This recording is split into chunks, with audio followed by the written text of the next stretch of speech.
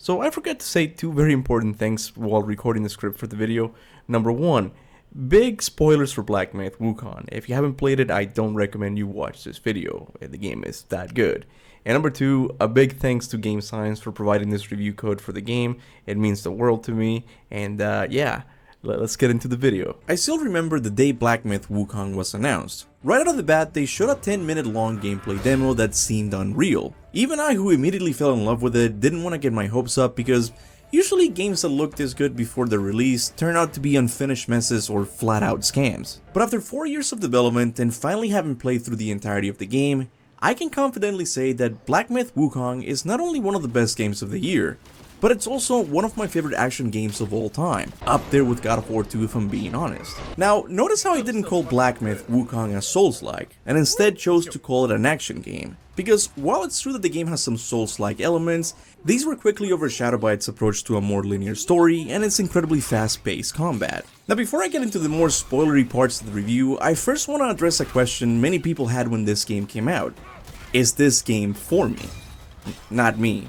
You, I'm talking. You know what I mean. Anyway, this is a valid question because I understand that games these days are quite expensive. And at the moment, two other games also look really fun. So it's very important that you make a well-informed decision when getting this game. Now, I'm just gonna come out of the gate and say what might be the biggest hurdle to most people. The difficulty.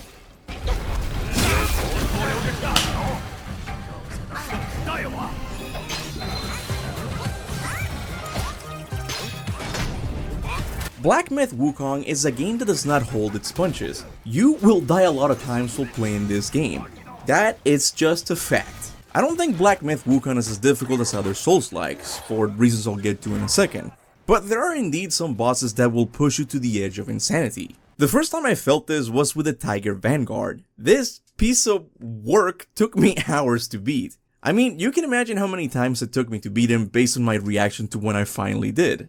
I found the beginning hours of this game difficult due to its distinct combat system. In a game like Sekiro, you have to rely on your ability to parry attacks to defeat enemies and bosses. However, in Black Myth Wukong, the emphasis of combat is placed on your dodging reflexes. And at first this was really tricky for me because the bosses go out of their way to trick you into thinking it's safe to dodge, when in reality it isn't. A good example of this is the Tiger Vanguard, who hovers in the air for a little bit before coming down on you. This emphasis on dodging attacks at the right time is something that remains for the entirety of the game. But as more time goes on, you get more comfortable with your timing. And also, later in the game you can get a blindfold that makes dodging attacks a lot easier, so it's not completely hopeless. But if at the end of the day you don't like challenging games, then Black Myth Wukong might not be for you. Now, if you're still unsure about getting this game because on the surface it does look like a Souls-like, I am here to ease your worries. Because the difficulty is the only thing that Game Science kept from that style of game. Almost everything else resembles a modern action game like God of War. For example, when you die in this game, you don't have to worry about losing your souls. And on top of that, there's another way to earn experience points really easily. Whenever you see a meditation spot, you can sit back and enjoy the beautiful world, and at the end of the meditation you will receive a free experience point. And as someone who doesn't like role-playing games, I am so glad that these points don't go into boring stats. Instead, you can use these points to upgrade several things, like new staff abilities that make you feel like a kung fu master. Maybe you want more health for your favorite shape-shifting form, or maybe you want to improve the duration of your cloning ability. Every experience point you spend will be visible in gameplay right away. This might be disappointing to some people because I know that making builds is a fan favorite thing in traditional Souls-like. So if you're looking to make a Sonic the Hedgehog or Kratos build, then this game is not for you. You are here to become the Monkey King, and the abilities you unlock reflect that very well. However, that's not to say that there aren't ways to customize your own Monkey King. The armor system is where you can mix and match different types of armors and play around with stats to your heart's content. And there are a lot of different armor species for you to choose from. However, one negative thing to say about the armors is the lack of a transmog system. There are so many early armors in the game that look really kick-ass, but due to their lower levels, I never felt compelled to use them again. That's not to say that later armors aren't good looking enough, they are also kick-ass, but I wish they had added the option to keep the armor without necessarily using its stats. Another way to customize your experience is with the game's shape-shifting mechanics. This is by far one of the coolest features of Black Myth Wukong that really sets the game apart from the competition. Essentially, there are two types of shape-shifting abilities. The one that lets you play as many bosses you beat throughout the game, but more impressive is the amount of shape-shifting forms you get after beating certain enemies. In fact, most enemies have one of them. Believe me when I tell you that there's a lot of these forms to choose from, and I bet everyone has a different one as their favorite. One of my all-time favorites was the mushroom head that adds poison damage to nearby enemies. But then, I found the ball. There's an annoying enemy in the later parts of the game that you can eventually shapeshift into, and it's honestly just a treat to play with. I'm honestly surprised by how many of these shapeshifting forms made it into the final game, and the most impressive thing is that they all offer unique mechanics, so it incentivizes you to change them around every once in a while. I'm excited for a possible Atreus spin-off game, but after Black Myth Wukong, I don't know how Santa Monica is going to top Atreus' shapeshifting mechanics. My friends, the bar has been raised. Now, something else the game is a lot more forgiving with is the healing mechanic. I can't tell you how many times I died in Dark Souls because I ran out of the healing flask after using it 3 times. Black Myth Wukong, on the other hand, is generous with the amounts of drinks you can have from your healing gourd. Rarely did I run out of it while exploring the world. This is because you can find little green things that refill some of your gourd when you collect them, something that I feel like every Souls-like should add from this point on.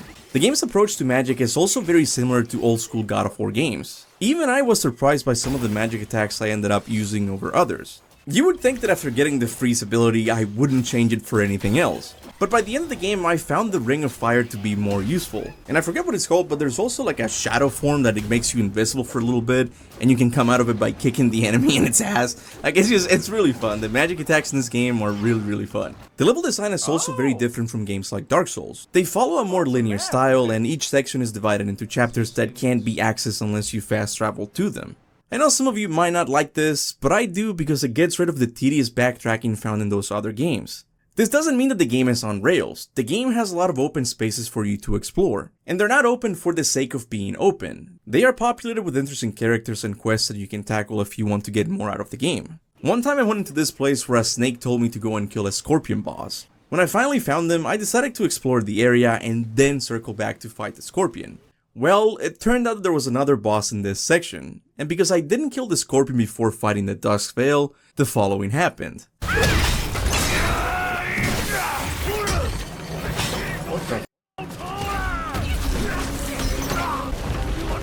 Shit.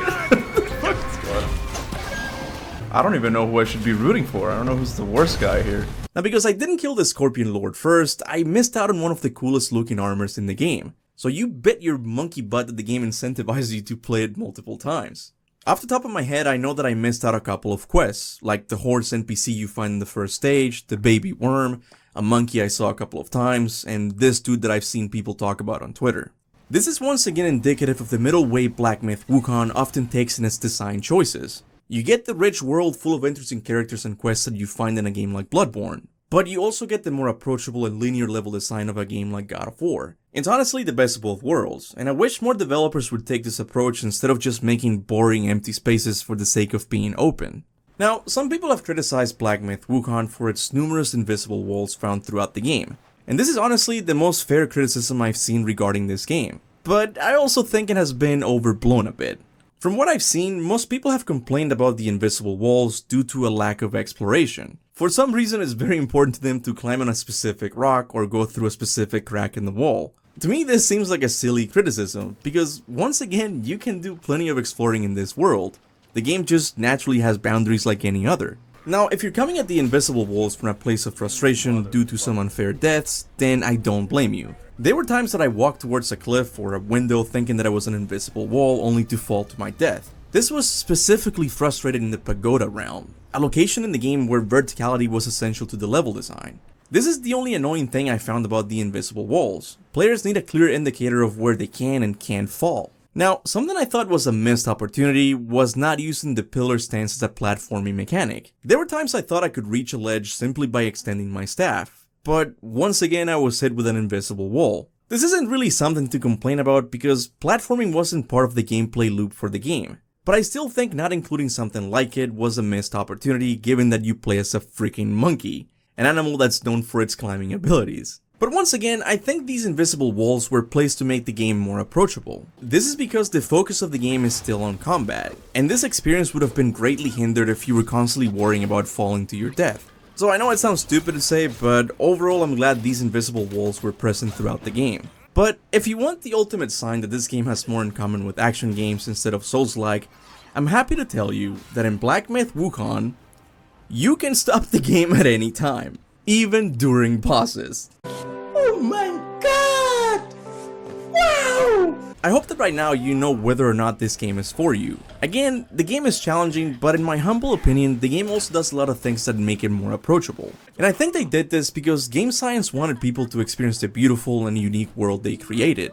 The original story of the Monkey King was written hundreds of years ago, and to my knowledge, please correct me if I'm wrong, there have only been adaptations and retellings of Journey to the West. Black Myth Wukong, on the other hand, is more of a sequel to the original story. The game begins hundreds of years after the events of Journey to the West, with Sun Wukong once again raising Kratos' levels of chaos in the Celestial Court. From then on, you take control of another monkey who's tasked with collecting the 6 senses of Wukong to bring him back to life. The plot in a way reminded me a lot of Kill Bill, as you have to defeat all of the deities that played a hand in Wukong's death. And once again, the game takes the middle way approach when telling its story. The character you play as never says a single word throughout the game, and is referred to by other characters as the Destined One.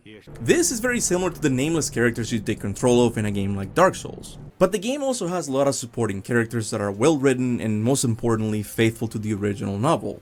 In fact, I would even say that Black Myth Wukong does a better job than the novels at fleshing out the villains. In the novel, they take more of a monster of the week approach, where Wukong and his companions have to find a clever way of defeating the monster of the week. But in the game, you get to know these characters on a much deeper level, and because it takes place after the events of Journey to the West, you get to see how their lives turned out. The game also answers some questions you might have had while reading the novel, like why Red Boy looks so different from his parents. You also get to see the complexity of Shu Badgie's relationship with Violet Spider, or what happened to Wukong's kingdom after he received Buddhahood. That is hard to say. Buddhahood. Buddhahood? Buddhahood. The story is simply a love letter to fans of Journey to the West, so I definitely suggest you read at least an abridged version of the novel. Otherwise, the story will come across as being very Dark Souls-y. But if you familiarize yourself with this world before jumping into the game, you will be a lot more engaged with the story. Oh! No way! Is that Shu? I don't know how to pronounce it. Shu Badgie? The pig? Oh my god! But even me, who's read a decent amount of this story, felt somewhat lost at times. This is ultimately the case because Black Myth Wukong adds a lot of new stories to these established characters and locations. So believe me when I tell you that I can't wait to delve deeper with all of the journal entries. Okay, so this is just a little note after while editing the video. A lot of time has passed. I've played the game more, and yeah, like the game's lore just goes really deep, man. Like, you know that fire wolf at the beginning, at the first stage of the game?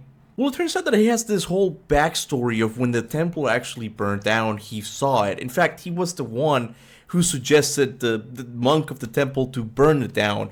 And from that day, like, the fires of the temple and the screaming of the monks has been engraved in his mind. And that's why his weapon is a fire blade. And it's just like, yeah, it goes deep because that's a character from the novel that's not important at all. He just gets a mention. I don't even think he has a name. But Game Science just gave it a whole backstory, and it fits so well with the original story. I'm sorry, I'm ranting. The point is, the game is the lore is really cool, and I can't wait to get even deeper on it. So let's get back to the review here.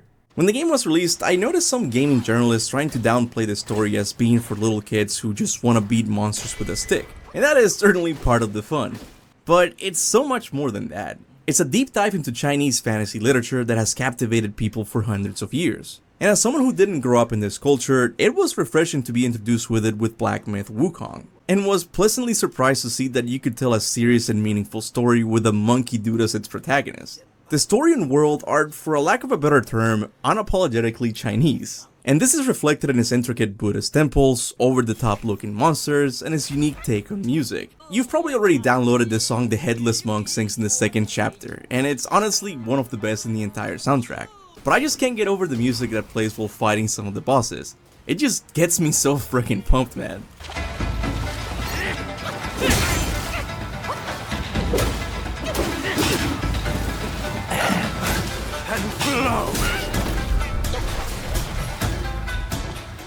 Look, it's clear from this video that I really enjoyed my time with Black Myth Wukong. The game is not perfect by any means, but its fast-paced combat, over-the-top bosses, and intricate story make me overlook its minor flaws. If I were to give the game a score, it would be 9 out of 10. Almost 10 out of 10 if it had been better optimized for the PlayStation 5. But at the time of writing this video, Black Myth Wukong is my game of the year, and I'm happy to say that my journey with this series doesn't end here. The developers have already confirmed that they are working on a DLC for the game, and a sequel is already planned. So if you also enjoy the story of the game, make sure to hit that subscribe button, because I plan to make a lot of lore related content. But for today, this is all I have to say about Black Myth Wukong. Definitely let me know in the comment section below your thoughts on the game. Did you also love it as much as I did?